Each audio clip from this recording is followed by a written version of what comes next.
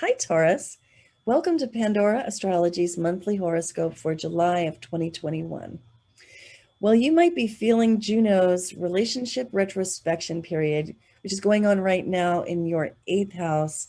And if that's true and you want a hand with it, there's probably no better choice than the lifelong love reading that you could have with Julia or me. And you'll find a link for that in the YouTube description below. And I'll tell you why in a few minutes. Well, this month there's so much good news. So many good things going on or not going on. For example, Mercury is no longer retrograde, which is great. The moons, both of the moons of this month are all harmony, no stress, also great news. And even Juno's relationship retrospection period, which might be rather uncomfortable for you specifically, is not so difficult because this month Juno is not introducing any stress into either of those moons, which means that we can proceed with our relationship retrospection in a way that's probably a little less emotionally fraught than last month. So what the heck am I talking about? I'm talking about this right here. Juno is the asteroid goddess to do with marriage and commitment, and it's doing a little retrograde dance like it does every year, and that's happening in your 8th house, which is the house of intimacy and sharing. And so this is the house where you get really close to people. Maybe you experience betrayal. Maybe you experience intimacy. Maybe you experience trust. Maybe the trust is mutual. It's that deep stuff of relationship. And that's where you're experiencing this year's relationship retrospection period. So it's probably finding its way pretty deep into your committed relationships. We've made a video about this Juno retrograde period. You'll find it in actually the last month's playlist, which was June 2021 news videos. I suggest that you go and check that out. So Julia, I think you've got stuff to say about Mercury, Venus, and Mars. I do. Well, hey there, Taurus. I'll begin with Mercury. That's the planet that represents communication as well as what you're thinking about every month. And Mercury starts the month in your 2nd house. It was also in your 2nd house last month too, and did a whole retrograde cycle there, which thank God we're just coming out of, even if we're reverberating a little bit from it as Mercury slowly speeds up the first week of the month. But in your 2nd house for the first 11 days this month, as well as last month, you may have spent a lot of time thinking about your possessions, because that's what the 2nd house represents. This isn't just possessions, means all the things in your life, whether you have a car you're making payments on, whether there are things that you want to own, things that you want to get rid of. The 2nd house also represents our values. So you may also have a lot of time communicating to others about your values, whether they're spiritual, religious, maybe even family values or political values as well. But then on the 11th, Mercury moves into your 3rd house, a house it really, really loves to be in, because the 3rd house represents communication, the same thing that Mercury, the planet, represents. So this is a really great time if you have to learn something new, if you're doing any type of writing. The 3rd house also represents your local surroundings. So you could be a little busy bee, just kind of moving around your neighborhood, maybe taking a lot of short trips as well. And then Venus, the planet of art, beauty, and relationships, spends about the first 3 weeks of the month in your 4th house of family and home. Mars will also be in this house too, so I'll mention that in a little bit. But with Venus in this house, she's making your home life a bit more pleasurable. She might be helping you get along well with the people that you live with, including your family members as well. If you're in a relationship, then you'll probably be enjoying your partner more at home than going out and, painting the town red.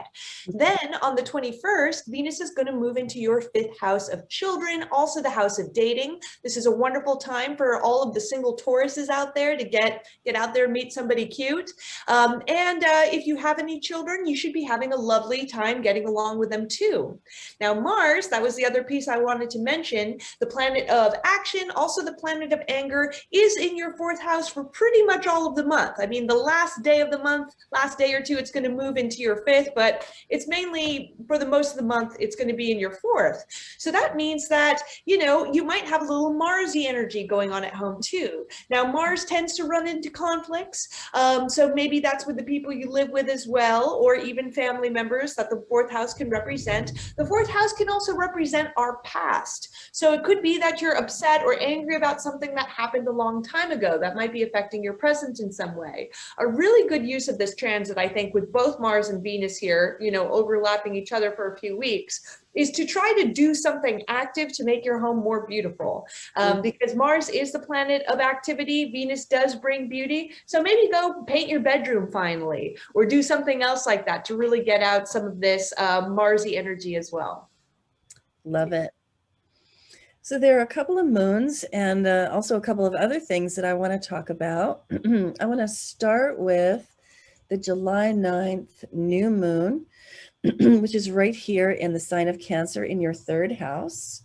And when I think of the moon in Cancer, I think of the universal mother archetype. I think of Kuan Yin, I think of Mother Mary, I think of pouring out the milk of human kindness and the universal love that comes through that archetype. So the name of this moon is Random Kindness, and we're literally recommending that you engage in random kindnesses under this particular moon. It's happening on July 9th, and we'll be feeling it for the few days surrounding that date. For you particularly, it lands in the third house of communication. So the random kindnesses that you might do would probably involve using your words. So saying sweet things to people, bolstering people with your words, and just letting them know that they're loved and valued and cared about. And that would be just wonderful. So then a little bit later in the month, on the 15th, there is Chiron going retrograde. Here's Chiron traveling along through your 12th house. Chiron is the wounded healer. It goes retrograde right here on the 15th. And when the wounded healer is active, often what we experience is that old wounds come up to the surface, and that we have opportunities to heal them that we don't ordinarily have.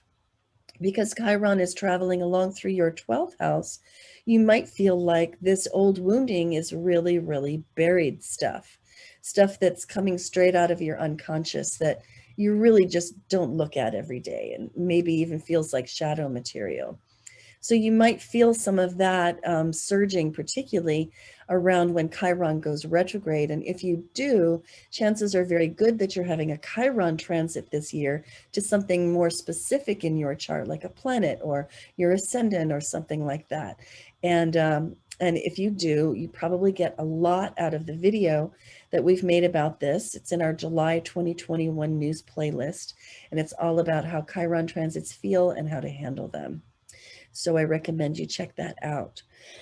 A little bit later in the month, on the 22nd, we have a change of seasons as the sun leaves Cancer and moves into Leo, which might not be a sign that you will like particularly, Taurus, because Leo is, you know, stubborn like you, but flashy, unlike you. And you might feel like, I offer so much more substance than Leo. What could I get out of Leo's season?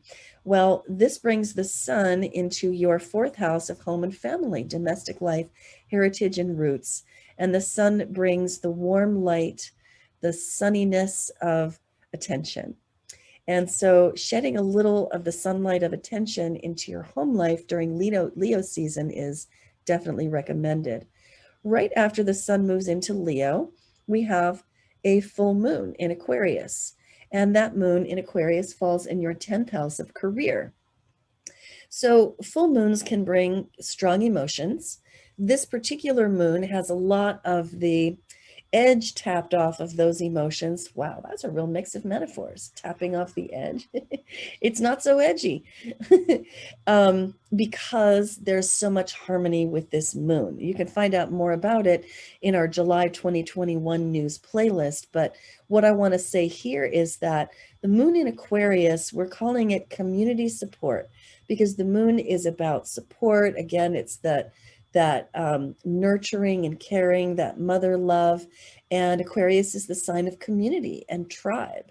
And so during this moon, because it falls in your 10th house of career, look for community support in your career. That might mean your contacts that you know through your career, or that people who have helped you in the past make your advances, or people that you've mentored or could mentor, and really pull that safety net in around you and enjoy some of the nurture that may be coming to you this particular full moon, July 23rd.